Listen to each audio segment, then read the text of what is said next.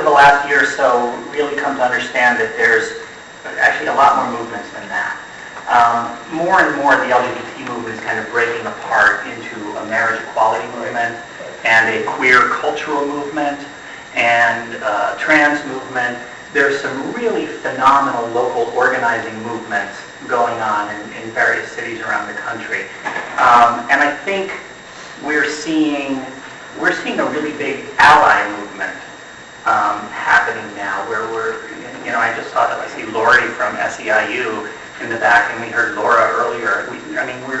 We have a lot of really great allies who think that they are being allies to something called an LGBT movement, and I think the fiction that there is a cohesive LGBT movement is probably extremely helpful for us all politically, but I think ultimately there's a lot of different things happening that are not cohesive, and that may be okay. There really is an assimilationist movement, but there really also is a queer cultural movement that's fabulous.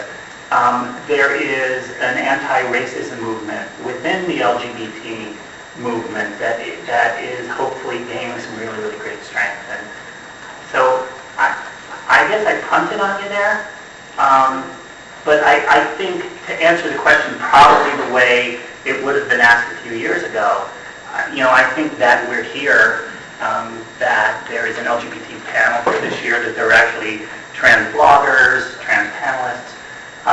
That shows some progress in what we think of as the LGBT movement having trans